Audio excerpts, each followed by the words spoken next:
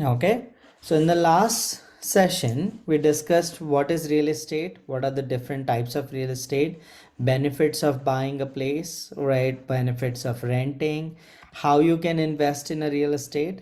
Then we discussed like benefits of investing in real estate. Then we discussed like different benefits and stuff. Then we discussed like how to accumulate down payment, what to do to accumulate down payment. Okay, why you should target 20% down payment in your real estate, that is also something we discussed. Accumulating down payment, which account to use, first housing savings account if you have room. We did a small calculation based on that. Okay, then we discussed mortgages, and we discussed bunch of that, like variable, fixed, what are the strategies regarding it. Now we are going to discuss what is the process that is important process for buying a place. Okay, or key point, a checklist that you should consider to buy a place. So in that checklist, so let me write down checklist to checklist for buying real estate. Okay, so what to do? The first point that you should focus on is getting a pre-approval. So what is a pre-approval? Pre-approval means you go to a bank and you give your financial information to them. Financial information include that the bank will check is they will see what other debts you have, what's your yearly income. Okay, then they will check your credit rating,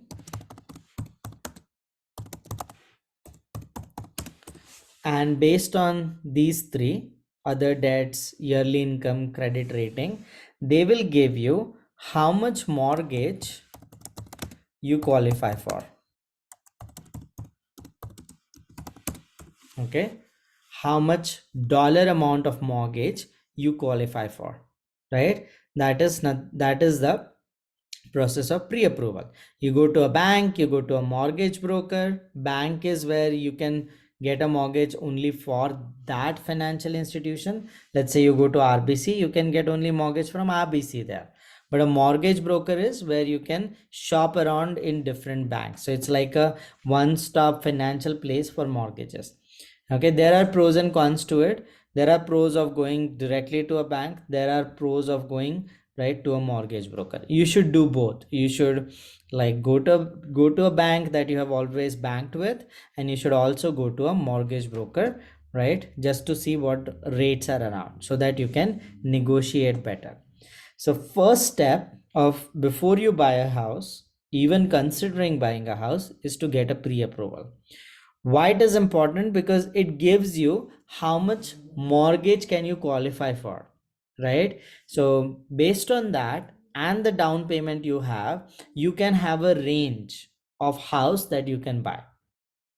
So the advantage of getting a pre-approval is, the first advantage, you get a right range for buying, because you get what maximum mortgage you can qualify for, and you add down payment to that, and that gives you maximum house that you can buy for. So advantage, it gives you a range for buying. Other advantage, you can lock your rates. Especially important if you are buying in today's situation, because interest rates right now are increasing. You can block your rates for certain time frame by going to a bank, getting a pre-approval. So you can block your rates for 3 months, right? 3 months is usually what they block for. Okay, it can be higher or lower depending on the situation, but that's what they block for. So you can lock in your rates. Okay, especially important if interest rates are rising. Then other advantages, financing is an important condition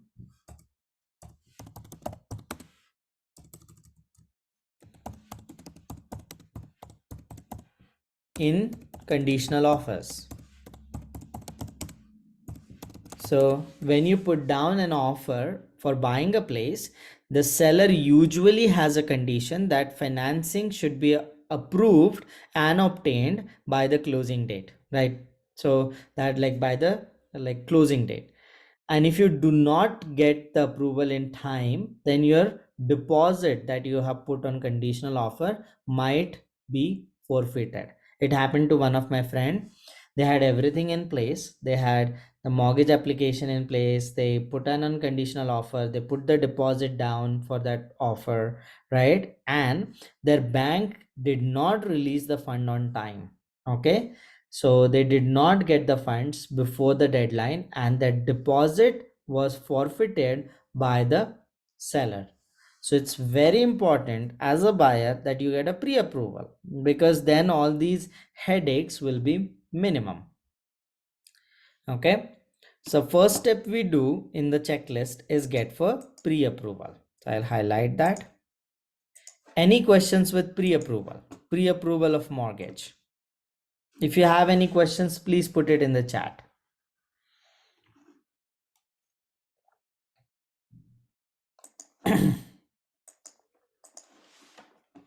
Okay, now how do we check how much can we apply for?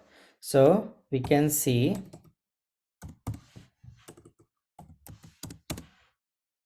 there are a lot of calculators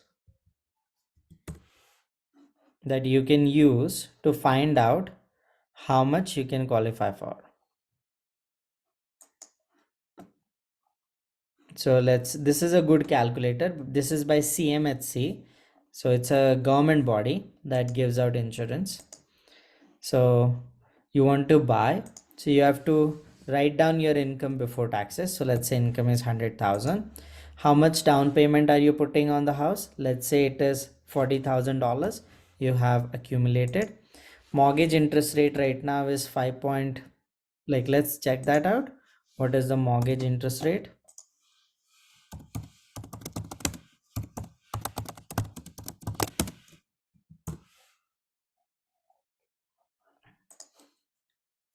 Mortgage interest rate has gone up. So let's say 5-year variable closed, or 3-year fixed close, 5.59%.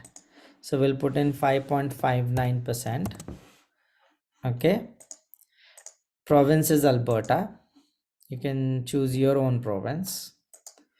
We say monthly expenses, you need to have that information excluding your housing. So housing you do not consider. So monthly expenses is, let's say, $3,000. Okay, and then we do calculate. So expenses were a lot. So let's say expenses are $2,000. So based on $100,000 income, $40,000 down payment, and $2,000 of monthly expense, right? You are able to afford $283,000 worth of house. Okay, so this is one good way to calculate how much affordability is there. Because interest rates are high, affordability has gone down. That's one of the reason that like the real estate market is also coming down, because the affordability has gone down. Other calculator that you can use, one given by TD, how much mortgage you can afford. That was for house. So we are in Calgary, so let's fit that in. We say next, we want to buy, let's say, a condo. Annual income $100,000. Okay, down payment we have $40,000. Monthly expense we said $2,000. Okay, other monthly payments $1,500, let's say, car and stuff, or let's say $1,200. So this gives you how much mortgage you can qualify for. So detail like how much other expenses are there, what is your income, down payment, etc., etc. And it also shows you like which houses qualify within your set range. Okay, and they have an option to get pre-approved too. So TD is a better measure than CMHC. CMHC just multiplies it. This is an actual bank, right? So this is a better measure of, right, calculation of how much house you can afford. But you can see the house affordability has gone down tremendously because inflation is high, so other expenses have gone up, right? The other debts have gone up, right? And incomes are relatively same. Even with $100,000 income and an average expense that a family might have, they are only qualifying for $322,000, right? Of the house of $322,000. So mortgage is even lower. It's around 280,000 mortgage. Okay, so affordability has come down. So if you click on get pre-approved, right, they will direct you to a website where you can start your pre-approval process. TD is like a bank that is focused a lot on online. So most of the things they do is online. So a good place to search. So step one, get a pre-approval. Now step number two, you have to, you don't have to, but it's a good idea to hire a real estate agent. Okay. Now real estate agents, whenever you're buying a real estate agent fees, as a buyer you don't pay. So you don't pay real estate fees unless the seller refuses to pay.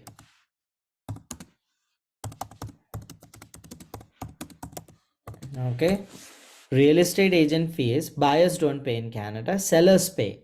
So but if seller is not paying like enough, then that will create an issue and they might ask you to pay.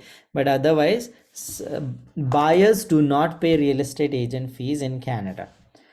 Effectively you pay indirectly because seller, when seller is paying, he is taking it in, like taking that into the house price. So he or she is probably increasing the house price by the fees that he or she is paying. So even though you're not paying directly, you do pay indirectly. But the second step that you might check is hiring a real estate agent. Okay, so what do real estate agents do? They help you to do house hunting. So they help your search.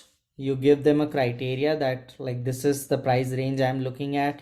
This is what I want in my house, right, or a condo, and they will start searching for you. They also help you to connect with house inspector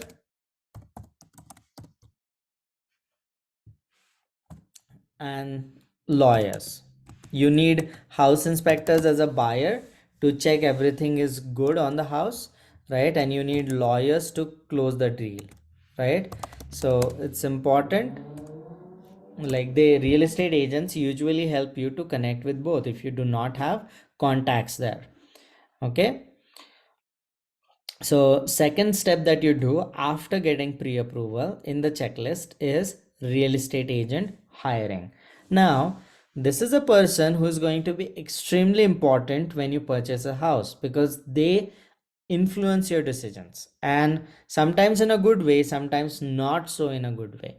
Lot of people have bought real estate at the peak, and real estate agents were pushing houses because it's their job. They get commissions when you buy a house, they do not get commissions when you do not buy a house, right? So it's important to understand that real estate agents make generally 3% of the sales price. It can be higher or lower depending on the contract, but usually it is 3.5% of the sales price is what they make. Okay, 3% buyer's agent gets paid, 3% seller agents get paid because sellers will also have an agent. Okay, important point, hire a real estate agent whom you trust a lot. So trust is important in this relationship. Hire someone who is not pushing you a lot on buying a place, because you need time. It's a very important decision, the most expensive decision that you're going to take, and you do not want to overextend yourself right now in pricing, right? Because the interest rates are going up, and if you're buying a house that is extremely expensive, away from your means because of interest rates, lower interest rates, then you might not be able to pay that mortgage, and you might not be able to sell the house when the prices drop. So it's a problem. So hire a real estate agent whom you really trust. So the second step of buying a real estate property in the checklist is hiring a real estate agent. Okay, third step is house hunting. Third step is house hunting. Now, in house hunting, it depends whether you're going to have it as a primary resident or as an investment property. Now, generally, people focus on location. Location is a very important, especially if you're looking for an investment property, something that is close to schools and universities. Right, the rents will be little bit higher. Something that is closer to downtown where people work, rents will be higher. Right, then something that is close to hospitals and stuff, right, schools, that is where families wants to live. So all those factors play a role when you're searching for an investment property. So house hunting, people generally go by location, then they generally go by like house or apartment that they want. So you generally have a detached house or a townhouse slash apartment. So you have a detached house or a townhouse slash apartment. Okay. In a detached house, okay, you have everything separate. So you have your own backyard, or you might not have a own backyard, but you have walls that separate you from your neighbors. It's a detached house. The important point in detached houses, maintenance is your responsibility. Okay. So there is no condo fees, no condo fees in a detached house. Maintenance is your own responsibility. Okay. In a townhouse or an apartment, maintenance, that is interiors, is your responsibility.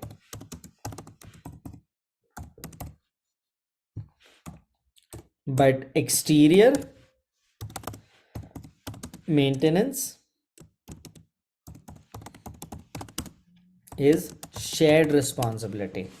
So shared responsibility means, right, that you share that responsibility of maintaining exteriors with other condo members or with other townhouse participants. So in a townhouse or an apartment, you generally pay condo fees. So condo fees has like regular maintenance in it, plus it also has reserve fund contribution.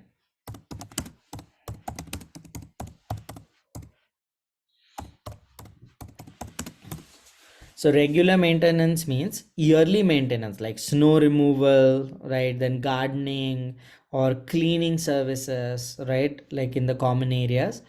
That is done by the condo board and they pay fees for that, right? Sometimes regular maintenance might also have utilities. Some condo boards, utilities are included in condo fees. Other condo boards, utilities are not included in condo fees. So you have to check and read the condo documents before, right, signing on. Then each condo board has a reserve fund. Reserve fund are for like planned and unplanned big ticket maintenance items. So it might happen that your like roof goes off, right? That's an expensive thing. Or let's say there is a tree that falls on your house. So all that things like which are big ticket item maintenance things that are paid from reserve funds. Now Condo fee will contribute on a regular basis to a reserve fund. When you're buying a townhouse and an apartment, you have also, it's very important to do the reserve fund study. It's important to study the reserve fund, right? How much reserves they have. Are those reserves enough? Because if the reserves are not enough and something goes wrong, then there could be a special assessment. Special assessment means you are asked to pay big amount of money. So let's say someone's roof breaks off, it's not even you, but the condo board doesn't have reserve funds to cover it, so all the owners will get a bill for that, maybe $2,000, $3,000, so on and so forth. So special assessments are when condo board, right, doesn't have funds to cover it, has an unplanned expense, and they have to ask the owners to pay for it. So that is very painful. So it's important that you study the reserve funds. Any questions with second part? House hunting.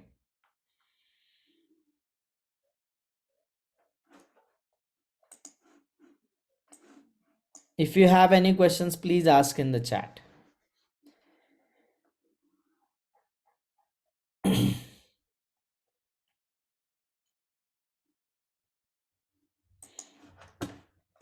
Okay. So you have a real estate agent, you have started house hunting, you are studying the reserve funds, you are looking at it. Now, if you like a house, right, then it's time for conditional offers. So you like an apartment, let's say, you did study the reserve funds are enough, you got it checked from like there are people who do reserve fund audits. You might like enroll for their services if you are really serious about it, because it's an important decision. So once you like a house, you will put a conditional offer. Now what is a conditional offer? Conditional offer means, as a buyer, you will pay a down payment, pay a deposit. That deposit will sit with your broker until the deal is closed. You play, because before putting a conditional offer, you have to put a deposit on. If you do not put a deposit, the offer doesn't go through. So you pay a deposit, you sit with the broker until that sits with the broker until the deal is closed, and you put some conditions. It depends on the market though. If the market is not suitable for buying, then you cannot put conditions. So let's say there was a time like last March that my real estate markets were crazy, there was bidding war. So when such situations are happening, if you put conditional offer, the seller is not going to select you because he has multiple other offers from other players. So in such case, you can't put conditional offers. But in normal real estate market, like we are right now, the offers will always be with conditions, and you should always buy when you can put a conditional offer, because otherwise you will buy a place, you don't do house inspections, and you might have a big bill in front of you, right? So that's one of the thing. So conditions that are usually put in a conditional offer, first is you have house inspection. Okay. Now, house inspection is done by professional entities who are house inspectors. Now, important to note, house inspection is done for exteriors, it is done for interiors, it is done for appliances, okay, and other things like electricals and everything. Now, house inspection is a visual inspection. It's not a thorough inspection. So it does not mean that like everything is okay, but it means that they are looking at, like they come up with special cameras and stuff where they have heat sensing cameras. Sometimes they fly drones on top of the roofing to check the roof. So it's quite thorough, but it's visual. So they are not actually guaranteeing the performance. They are saying that we did a visual inspection and these things are wrong. Okay. So house inspection is for exteriors, interiors, and appliances.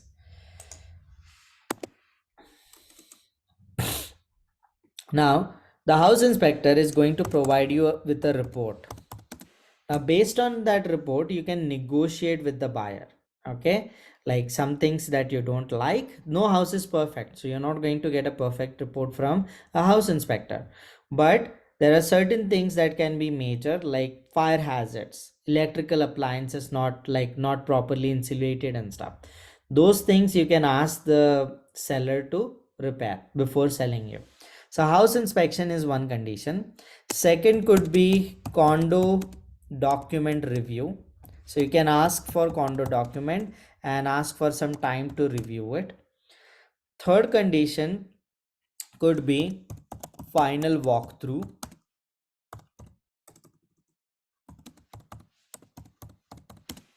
Okay, final walkthrough means even when the house inspection is done, it's good idea to have this condition in place so that before closing the deal, you have 1 day before closing the deal, you get a chance to access the property and see if everything is as per the house inspection. Okay, so final walkthrough is important. Okay, house inspection is important, condo document review is important. You can also have small condition like paint and stuff. So you want the house painted and all, you can put the condition depending on whether they accept it or not. Then the seller might put some conditions too. The usual conditions are financing in place. So if by the closing date you do not have financing in place, then the seller will walk away with your deposit. The seller gets a deposit and they get to walk away. So that is one condition that the sellers usually put. The sellers will also demand a waiver signing date. Waiver signing date is before closing, so you get some time to review, do house inspection and stuff, and then the seller will demand you to sign a waiver. Waiver means you are giving up your right to walk away from the deal. In that case, once you sign the waiver, you cannot walk away from the deal. Okay, so there will be a waiver signing date, right? Once you sign that, you cannot walk away from the deal.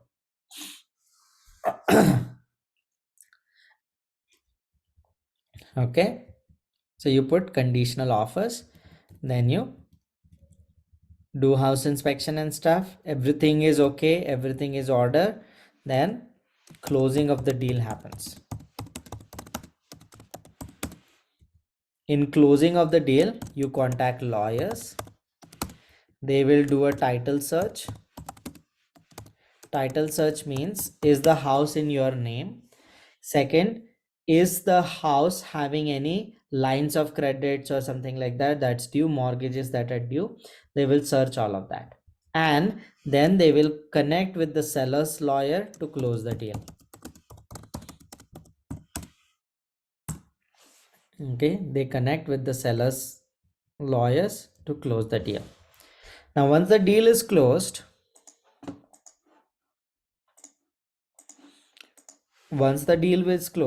the job is not done. You still have to, right, do certain after sales things. Usually it is like signing for property taxes that you have to pay to the government, then signing up for condo fees. Okay, then signing for lock box from the city, for your mail and stuff if you have one. Okay, then signing for utilities and internet.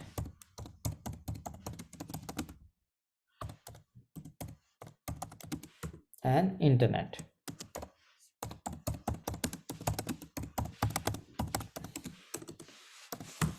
So your job is not done even after you close the deal with the lawyer. You have to sign up for property taxes. You have to contact city, tell them that you have bought the place and sign up for property taxes. Then you have to sign up for condo fees, contact the condo association, right? Register with them. Sometimes they ask you for cancel checks and stuff like or checks. So you have to do that. Log box from the postal office for your mail and stuff. And finally, utilities and internet. So this is the checklist of things you have to do. So we'll go through it once more. So when you're buying a place, always get a pre-approval.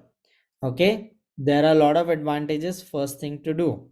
Second thing to do, hire a real estate agent that you can actually trust. They give you good guidance instead of like focusing on their commissions.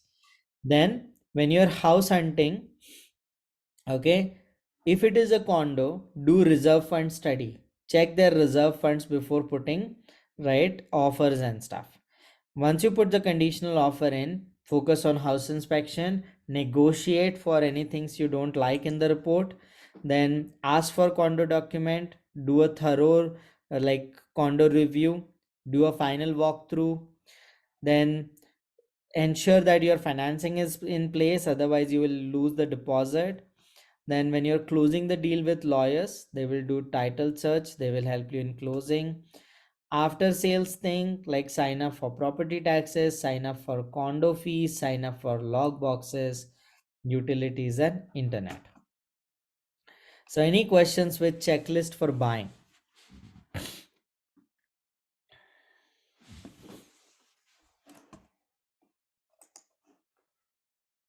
Any questions about this checklist?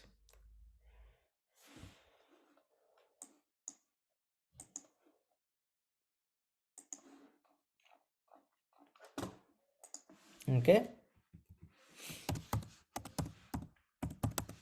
next you have checklist for selling.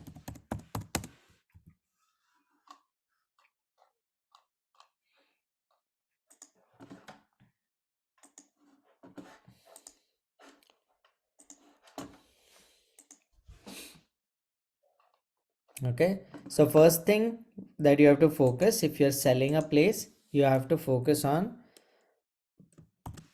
presentation of the house. So house is something that you're selling, so presentation is very important. So get a fresh coat of paint if necessary, do minor wear and tear that has happened, correct that, right? Get it in shape for selling. So presentation of house is important. So once you have done that, then contact a real estate agent.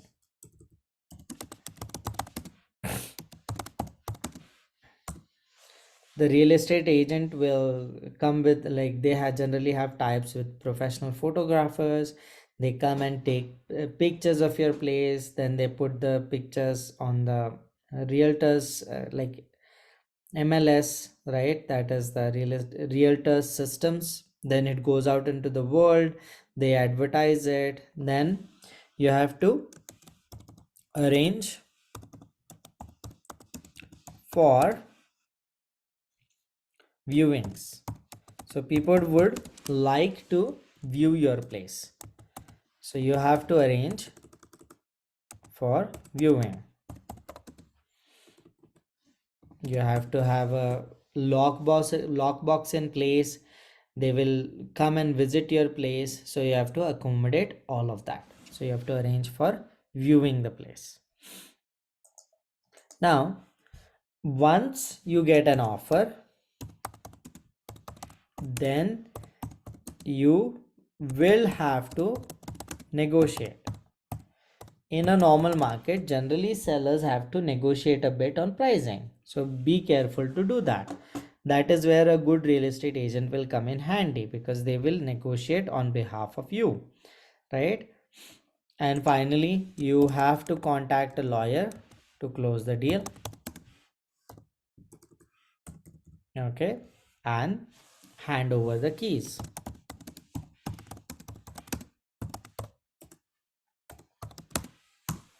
Hand over the keys to the buyer.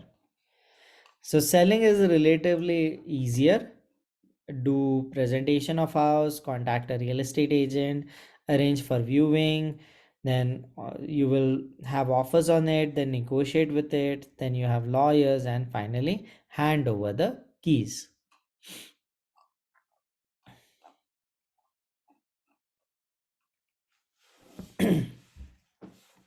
Any questions?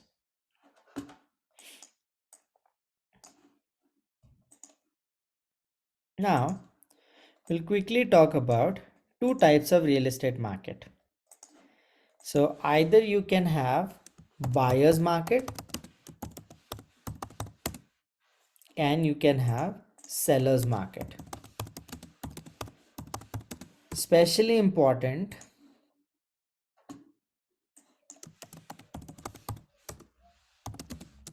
when you're buying your investment property.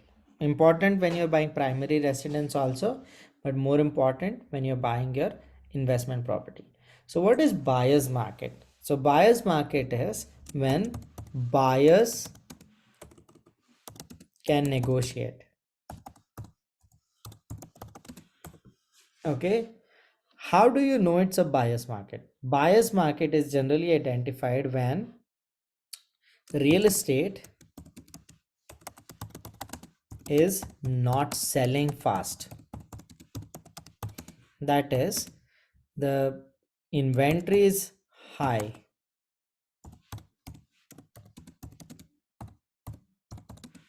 Other way to look at it, time to market, time on market is high.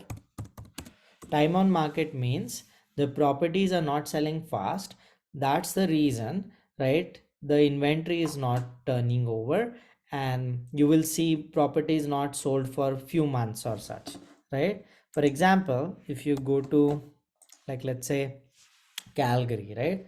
So Calgary, Crescent Heights, okay, and we want real estate.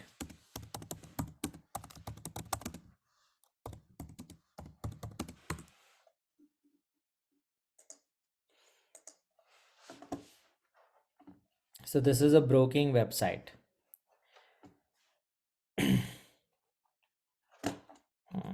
Doesn't show price decreases and stuff.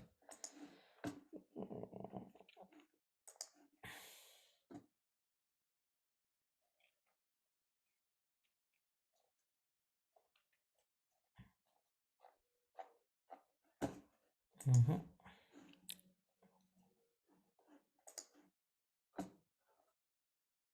Yeah, this is good. So this is a way of identifying, right, whether we are in buyer's market or not. Example, price is getting reduced. So that's also a sign of, right, buyer's market. Prices reducing because people are not able to sell, so the buyers will reduce the prices. Example, reduced prices. Okay, this is an apartment, 2 bedroom 2 bath, 1200 square feet, right? And prices have gone down. New. Okay, so reduced prices again. And you can also note the time on market. So if you see,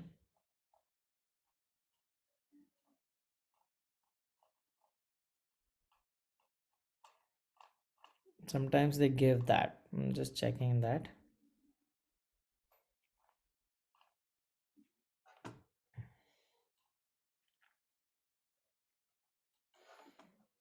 Because realtors get access to how much time it is on market, so you can ask them.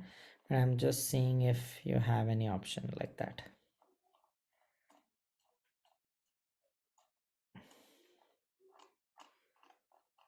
No, they don't give it here. So if you see more,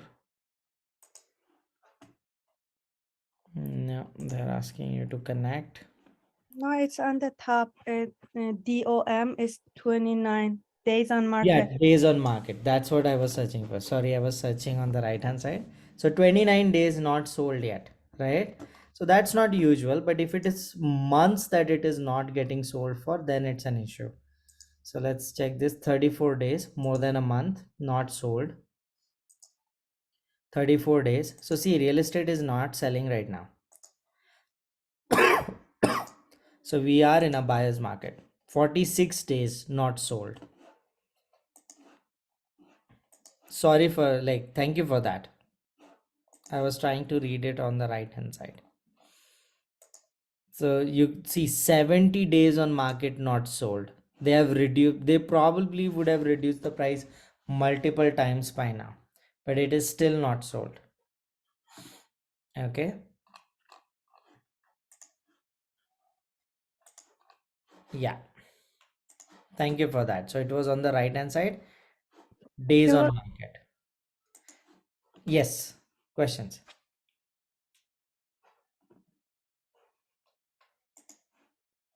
Okay. So pricing reducing, time on the market is high, you're in buyer's market. What is your advantage? If you are in buyer's market, you can negotiate on price. Always negotiate on price if you are in a buyer's market. What's the strategy to use? The strategy to use is higher the time on market,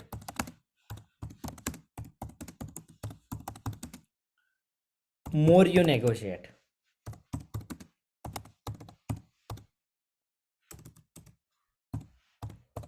It means if one property is not sold for 3 months, then you depreciate the asking price a lot because it's not sold for 3 months. So, like, probably no one is putting offers on that. So, you get higher negotiation power in that case.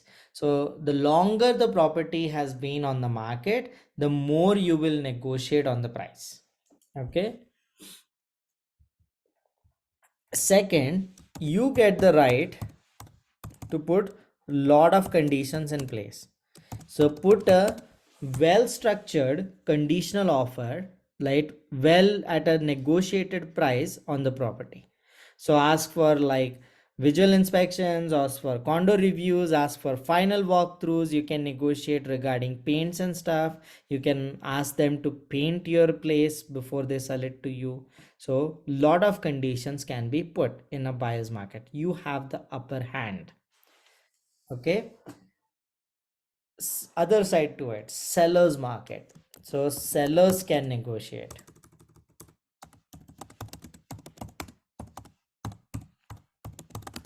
Okay. So what's the like noticing factor about it? Real estate is selling very fast.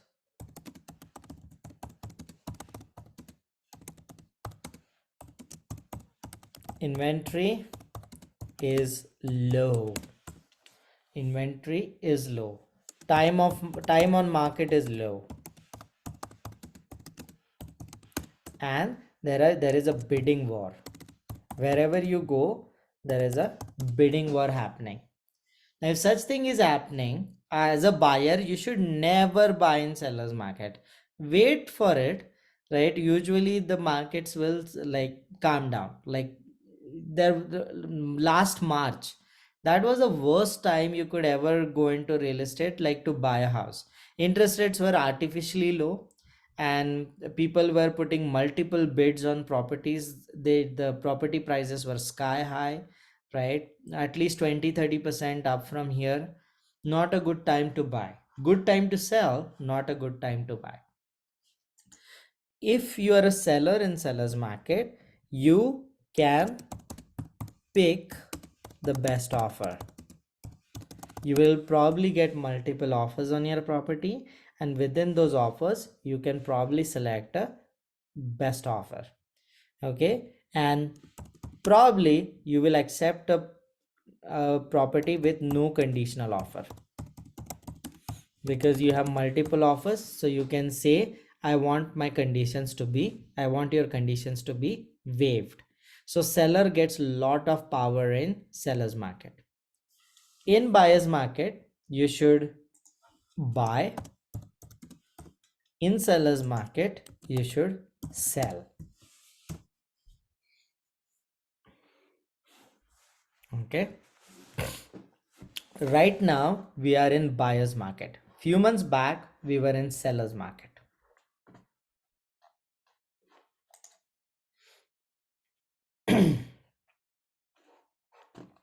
Questions?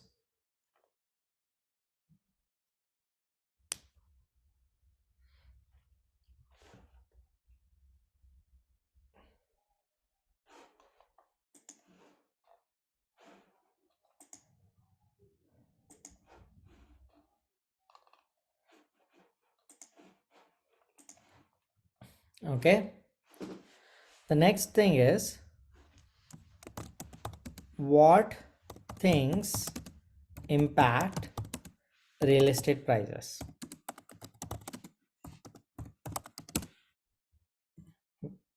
Have we discussed that? Let me check. I don't think so, but still.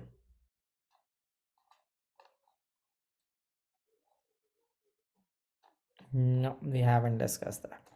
So we'll discuss it quickly. So what things impact real estate prices? First is demand and supply. So what is the demand of houses? What is the supply of houses? We are in a structural deficit in housing. Structural deficit means we have lot of demand always as a country and we do not have enough supply. Especially true in cities like Toronto and Vancouver, where the supply is artificially restricted by a lot of bureaucracy. Demand and supply situation is way better in Calgary, but especially in places like Vancouver or Ontario, like BC and Ontario, the situation is a structural deficit. Now there are a lot of factors for it. So we don't build enough houses. As a country, we do not build enough housing. First factor. In G7 countries, our house building rate is the lowest. Even though we have the highest amount of land in the world after Russia, we still do not build enough housing. Okay. Because of shortage of labor, construction labor is like very short in Canada right now. So that's one of the reason. Second is we have high demand. Why do we have high demand? Because we have a lot of immigration. And as a country, you can grow your population either by natural birth or by immigration. It's important to grow your population. Otherwise, your pension systems will collapse. Your economy will not do well because demographics is destiny. That's why you have to maintain your population and probably grow it. Now, when you're growing your population, if you grow it using natural birth, right, then natural birth means like kids are being born. So when kids are born, they don't need housing right away. They stay with their parents for a long amount of time. But when you increase your population by immigration, when immigrants come into the country, they straight away need housing. They need to rent a place, they need to buy a place. So there will be always a high demand in this country regarding real estate, especially rentals, first time rentals, and also buying, because we grow our population using immigration, not by natural birth. Okay. There are a lot of pros to immigration, so that is not a discussion topic right now, but high demand due to immigration growth. Okay. So demand and supply will impact real estate pricing. Second biggest important thing is interest rates, or the single most important thing is interest rates, because interest rates determine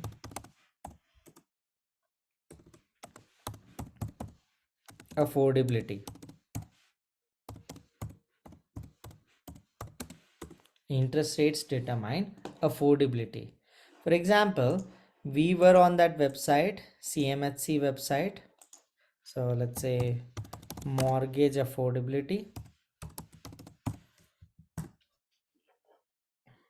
So I'll show you what I mean.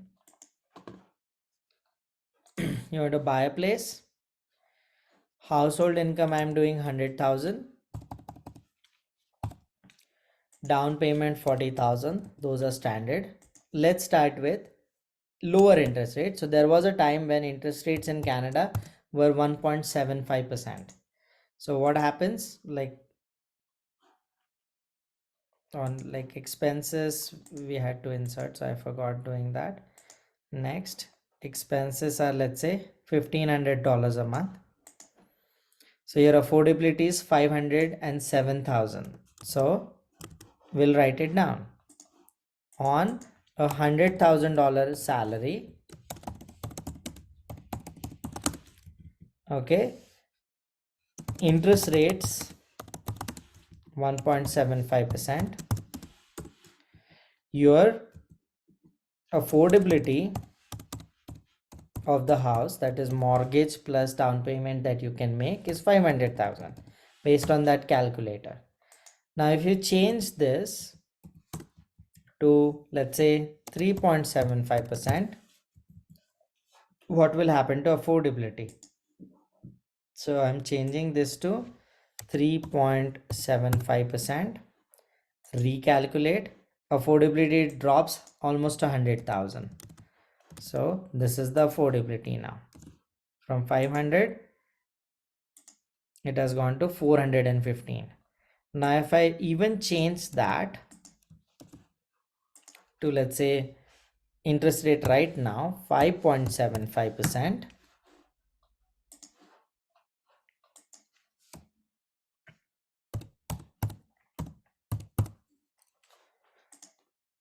your affordability is 347 now. Because banks give you mortgages based on the interest rates. If the interest rates are going up, then your mortgage payments will be high. So banks will give you lesser mortgage based on your finances, right? So based on interest rate, the affordability of houses goes down. If the interest rate was 1.75%, the affordability was 500,000. When the interest rate went to 3.5%, 3.75%, the affordability dropped 100,000 almost, right? If it went further up 2%, it dropped further. If it goes higher from here, banks will give lesser and lesser mortgages, like less amount of mortgage. So that will create, right? Like no one can buy a house of like, or a condo of 500,000 based on 100,000 salary right now. So those condos or houses that are selling for 500,000, no one can buy them. That's the reason prices are dropping right now. So real estate prices drop based or rise based on interest rates. When interest rates go down, real estate prices go up because people can afford more. When interest rates go up, real estate prices go down. Questions?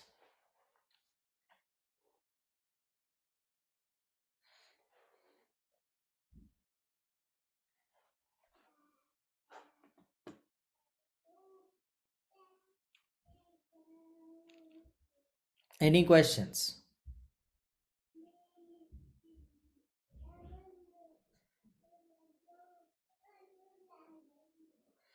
Okay, so let's take a break. It's almost 7 o'clock. Let's take a 15 minutes break. Once the break is over, we'll come back and do it. Okay, 15 minutes break.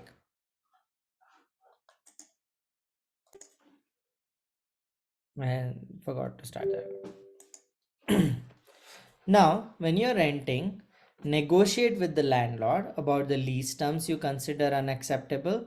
The Provincial Residential Tenancy Acts protects your rights even if your lease does not cover all details. Oral leases are also valid, right? But it's hard to prove. So it's better when you're renting, you have to get a leased sign. Lease provides protection to both landlords and tenants during the term. So lease protects you from rent increases unless the provision in the contract allows. Lockout or eviction is avoided. There is right of legal action for non-payment and destruction. The Canadian Charter of Human Rights protects the right to rent without discrimination. So you cannot be discriminated while you're renting for your age, for your, like, let's say, gender or your sexual preference or religion. You cannot be discriminated based on that. Now, if you decide to buy a house, there are step-by-step guides given that we'll go through. So there are advantages to own a house. There is pride of ownership. There is stability of residence. Your location can be more personalized. If you buy a house, you can personalize it more than when you were renting. There are restrictions on personalizing when you're renting. There are financial benefits. So it leads to increase in value of property, no capital gain on sale of primary residence. That's also a big advantage, right? So we discussed that on the house that you classify to CRA as your primary residence, you don't have to pay any capital gain taxes. Okay. Then borrowing against home equity, that is also a possibility. You can take like a second mortgage, or you can take home equity line of credit on your house. So it's usually given between difference of your house and your mortgage. Okay. There is also lifestyle flexibility. You can express your individuality more when you're buying. So what is the home buying process? Determine the home ownership need, then find and evaluate properties to purchase, price the property properly, obtain financing, and then close the transaction. So there are disadvantages of owning. There is financial uncertainty. So getting the down payment and financing can be hard. Home values can drop, like home values are dropping right now in 2022. So that can happen. Your mortgages can go up if the interest rates are going up. So you might have to pay a lot of money if you're buying a place. There is limited mobility. It can take time to sell a property. Usually takes couple of months to download a property at the right price and in the right conditions. Higher living cost. The maintenance, repairs and improvements usually lead to a higher living cost when you're buying. It can also lead to higher property taxes. Then access types of housing available. So there are different types of housing available. There is single family dwelling, multi-unit dwelling like duplex or townhouse, or there could be manufactured homes. When you're manufacturing homes, you're building a new house. So full or partially assembled in a factory and then they're moved to housing sites. They can be prefabricated type, has a components built in a factory and assembled later at the site, usually lower cost than built houses. There are mobile homes too. These are types of manufactured homes, right? Often less than 1,000 square feet, offers the same feature as conventional house. Safety is debated and they tend to depreciate a lot. If you're building a house from a contractor, please note of these things. Does the contractor have needed experience? Check that. Does the contractor have good working relationship with architects, suppliers, electricians, plumbers, carpenters, and others? What assurance do you have about quality? Is the contractor assuring you about quality? What are the prepayment arrangements that you have with the contractor? Right? What delays will be considered legitimate? Is the contractor licensed and insured? So all these are important factors when you're considering to buy a house. Now, consider form of home ownership. So home ownership includes the following.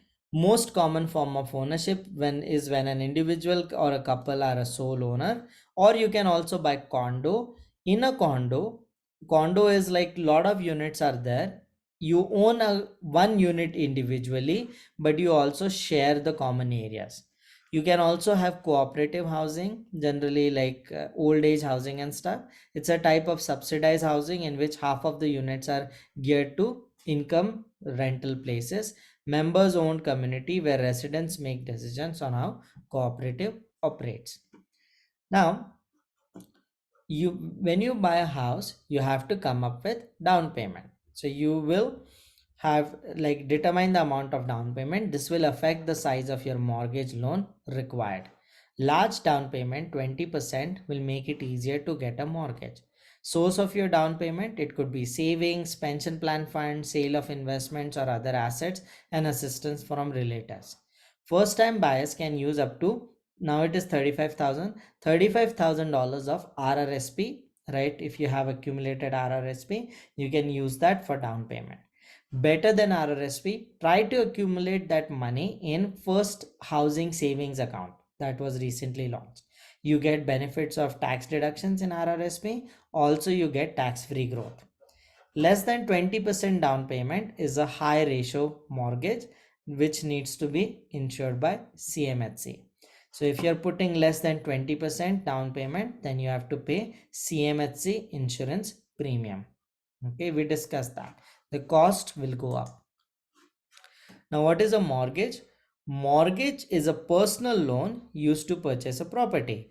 It is a long-term loan on a specific piece of property such as a home or other real estate. Mortgages are repaid usually over 15, 20, 25 or even 30 years now. There are 30-year mortgages available now. They are available from banks, credit unions, trust companies or mortgage broker. You must meet certain criteria to qualify. Income, other debts, amount of down payment, length of loan, and current interest rates will determine mortgage. Now, banks will usually calculate certain ratios.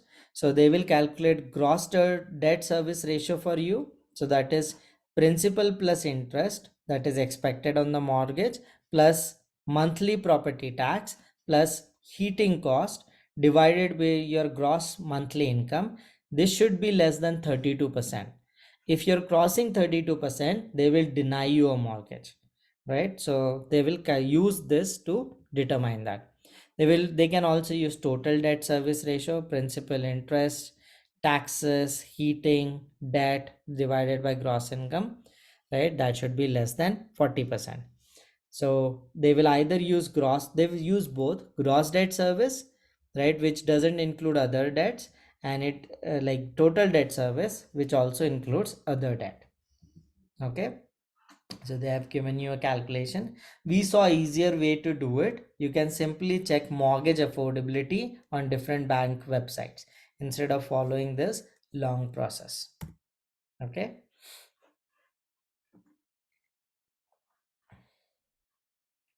Now this is if the interest rates goes up, then the mortgage payment also goes up. So mortgage payment factor will go up depending on the interest rate. So your mortgages usually go up when the interest rate goes up. Once you have decided with the mortgage, once that is in place, then you start finding a house. Then you find and evaluate a property to purchase. You select a location. So generally you compare your values and lifestyle with those of the current residents. You should be aware of zoning laws because if you have to reconstruct your property, zoning laws are important. Access to school system is important if you have children. Using a real estate agent, they present your offer, negotiate the price, assist you in obtaining financing, and represent you at closing. So real estate agents are important. Conducting a home inspection is done by the real estate agent, and they generally help you to obtain an appraisal. Okay, home inspection is a visual inspection. They check for exteriors, they check for interiors, they check all of this. Okay, so you can maybe when watching the recording, you can pause this and look at what all things they discuss in a home inspection. Now, after you have done the home inspection, before you write an offer, you have to price the property. So how to price the property when you're selling? One good measure is Honest Door. So Honest Store is a real estate pricing website that is free of cost, right? That can help you to price your property a lot. So Honest Store gives you an approximate price. For example, I'm looking at some place that I know of.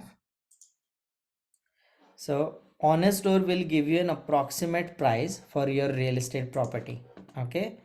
So example, let's say this one. Okay, so this is Honest Store, right? You should, if you want, I can share this website to you. You can search the property you want and they give you an approximate price. Now the prices can be like are very close to honest door prices because they have an artificial intelligence that scans for different market conditions that help you to price it. Okay,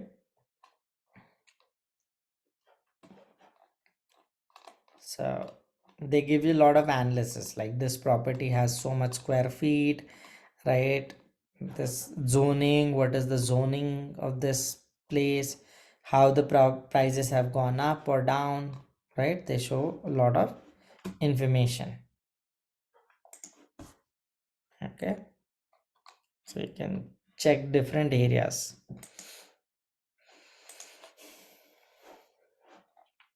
They have some pictures and stuff too, right? This is currently being offered to sell. So if you see, this is an honest door price was 703. It is on sale for 749. Usually honest door prices are little lower than the market price. Okay, important thing to note. But it gives you a good benchmark of where you should price the property. Probably they will reduce the price because prices are coming down. So honest door was also at 744, 745, but price has gone down to 703 now. Okay, when you're buying or selling, it's a good way to analyze prices. You can also look at city assessment price. This is what your property tax is based on. City assessment is the lower benchmark of what you generally sell your house for. Okay, so city assessment price is also a good way to check out your prices. This also shows you how much property tax you might have to pay on the on the property you like.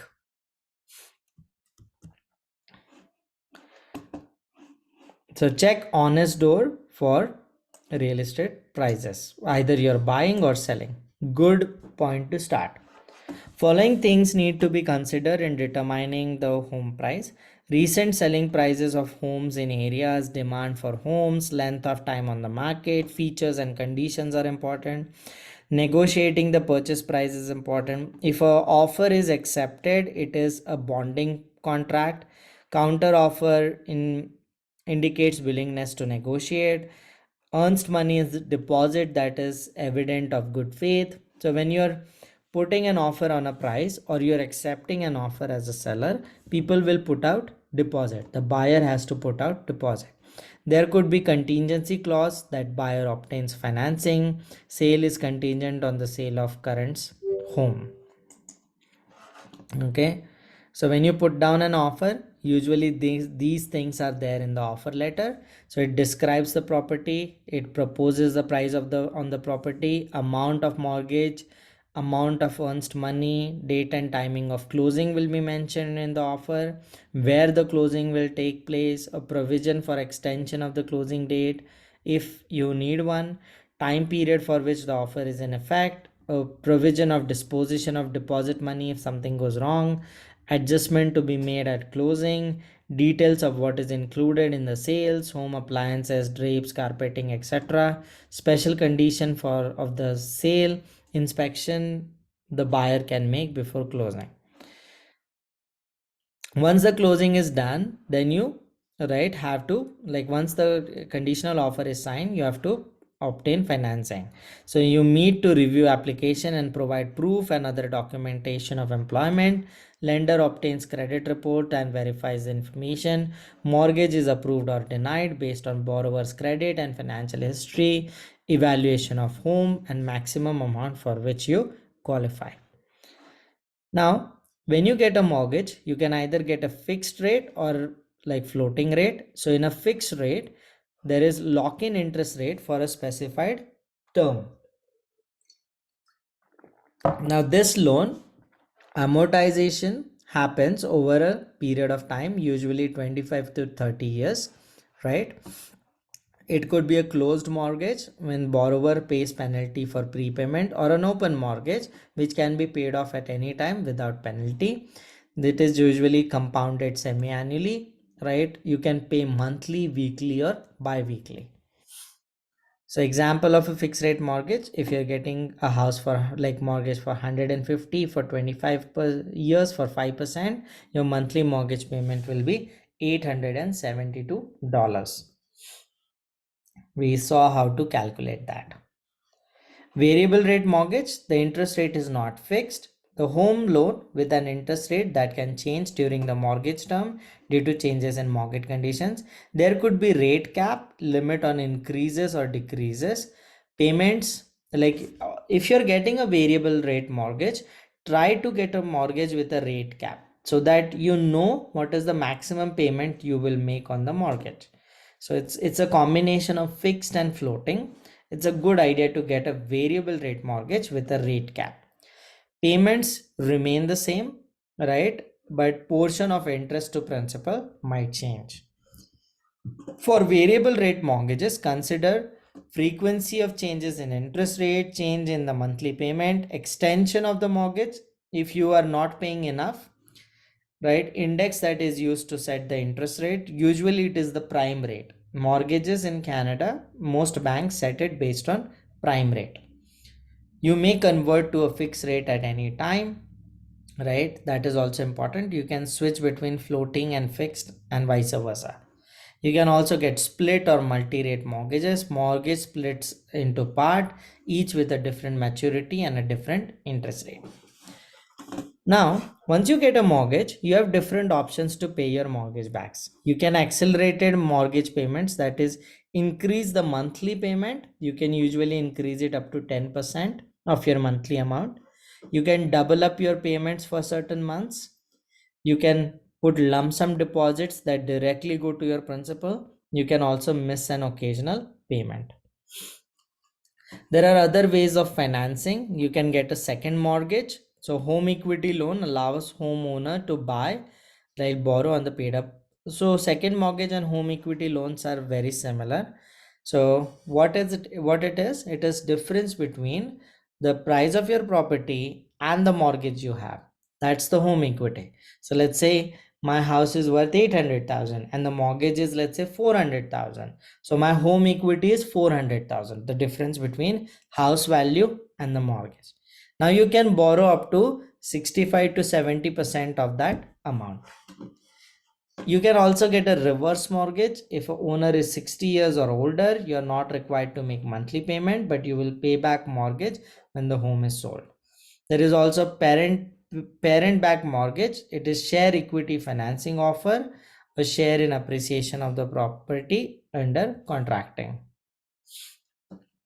There are other financing methods. Do it yourself mortgage. If you're self-employed, then you have stated income loans. You have regular loans with income documentation. You can also do refinancing. You may want to refinance your home, that is, obtain a new mortgage on your current home at a lower interest rate. People usually do that if they have a fixed mortgage they cannot get out of, right? And the bank is refusing to convert, so you can pay the fixed mortgage off and get a new loan at a lower rate. There are penalties on loan to subprime borrowers. Penalties are required on most subprime loans.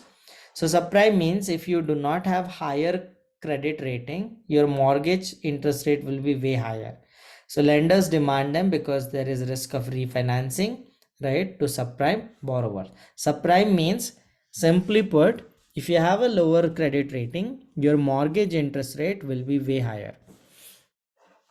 Now, the next step is closing the purchase. So there are closing costs that are involved. So closing costs are the fees and charges you pay when a real estate transaction is completed. It includes fees for title insurance and search fees, attorney fees, appraiser fees, property surveys, land transfer taxes, mortgage insurance, home insurance, tax and utility adjustments, moving expenses, and real estate commissions.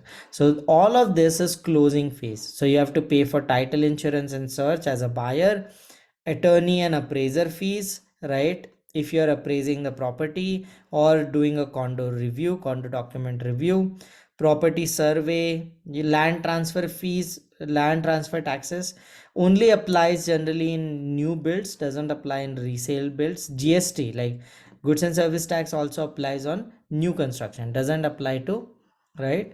Resale. Mortgage insurance you have to pay, right? Home insurance you might have to pay. Mortgage insurance, home insurance are up to you. If you decide to pay, you have an option. We'll discuss this in insurance chapter. But mortgage insurance is insurance on your mortgage. If you, let's say, if something happens to your life or you get a disability, then the mortgage is paid. If home insurance is like something happens to your home, physical damage, then that pays that. Then there are tax and utility adjustments, moving expenses, and real estate commissions. Okay. There are important closing considerations. So, title insurance. This insurance protects the owner or the lender against the financial loss resulting from defects in the title during the mortgage term. There is deed or title, a document that transfers ownership of a property from one party to other. There is also escrow account, money deposited with the lending institution for payment of property taxes and home insurance. So usually these are the fees that you have to pay for getting various things done: appraisal of the house, home inspection, property survey, insurance, home insurance, land transfer, etc. Okay, so there are a lot of cost when you're buying as well as selling a property. So what are the main elements of buying a house? Location is very important, right? Down payment is important. You have to apply for mortgages.